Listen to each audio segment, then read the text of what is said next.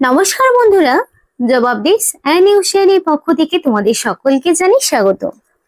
তো আজকে একটি গুরুত্বপূর্ণ সরকারি চাকরির ইনফরমেশন নিয়ে তোমাদের সাথে কথা বলবো, যেখানে তোমরা দেখতে পাবে নিয়োগটি তোমাদের পশ্চিমবঙ্গেই করা হচ্ছে এবং সরাসরি ওয়াক ইন ইন্টারভিউ দিয়ে তোমরা এখানে নিযুক্ত হতে পারবে।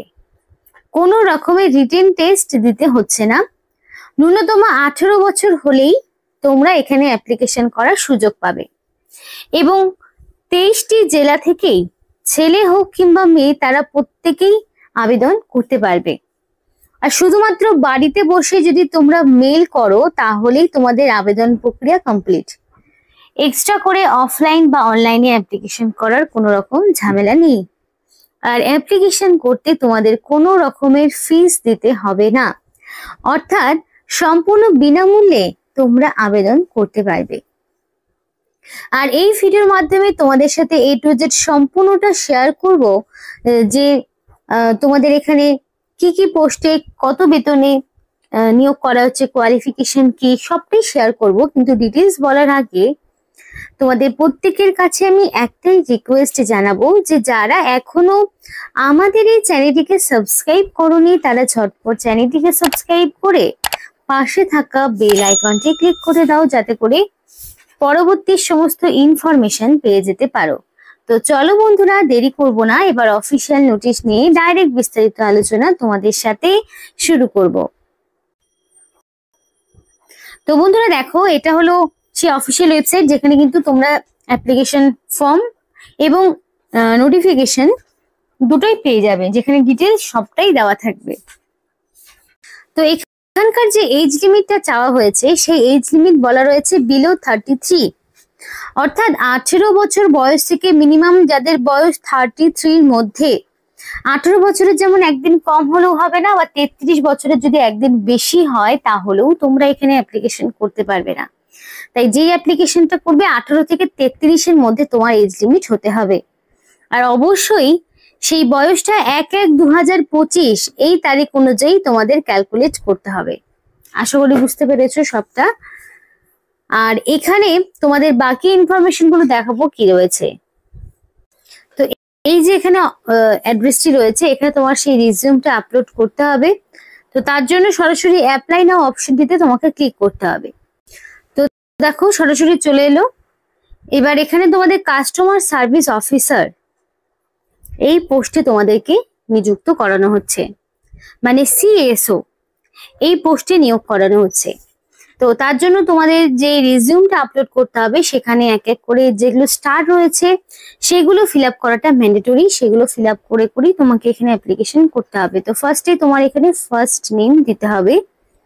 তো তোমার পুরো নাম এখানে থাকবে, দেন লাস্ট নেমের জায়গায় লাস্ট নেম থাকবে। এবার এখানে তুমি তোমার নাম বা যা কিছু দিচ্ছ সেটা যাতে মাধ্যমিক বা তার সমতুল্য পরীক্ষার অ্যাডমিটে এক্স্যাক্টলি তোমার যা ফার্স্ট নেম এবং লাস্ট নেম থাকবে সেইটাই তোমাকে এখানে বসাতে হবে।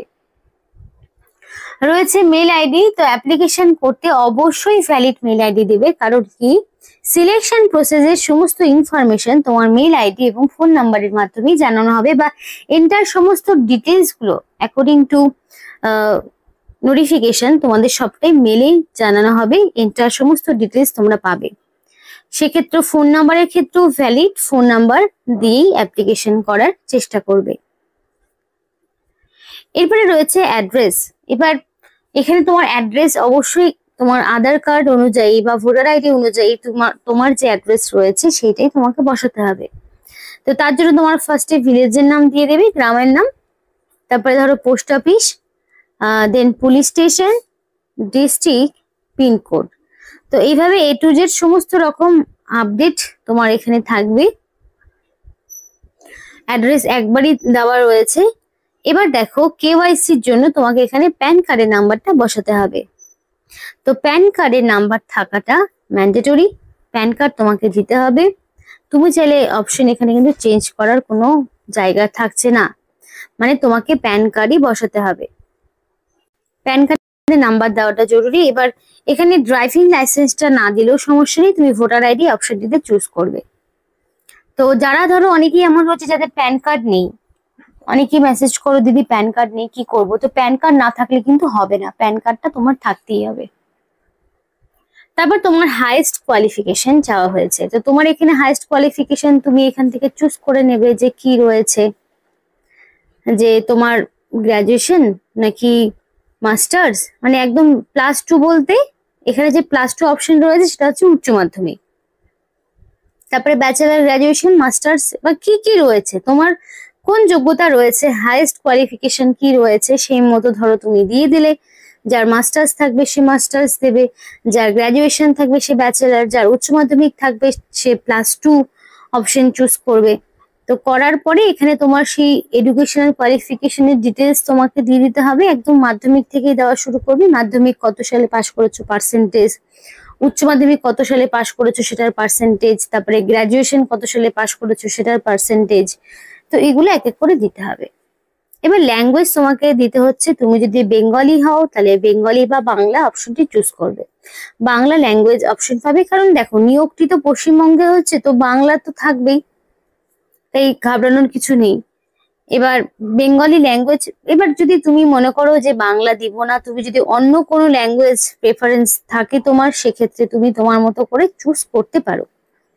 এবার দেখো প্রফিসিয়েন্সি যদি থাকে তাহলে দেবে, মানে প্রফিসিয়েন্সি বলতে বাংলা ভাষার ওপর প্রফিসিয়েন্সি তোমার কেমন রয়েছে, রিড, রাইট, স্পিক, অল, মানে এইভাবে তুমি এভাবে ক্লিক করে দিলে যে তুমি বাংলা ভাষায় লিখতে, পড়তে, বলতে সবটাই জানো। অর্থাৎ তুমি যে ল্যাঙ্গুয়েজটা চুজ করেছো সেই ল্যাঙ্গুয়েজে এক্স্যাক্টলি তুমি রিড, রাইট, স্পিক তুমি জানো কিনা সেই মতো তোমাকে দিতে হবে।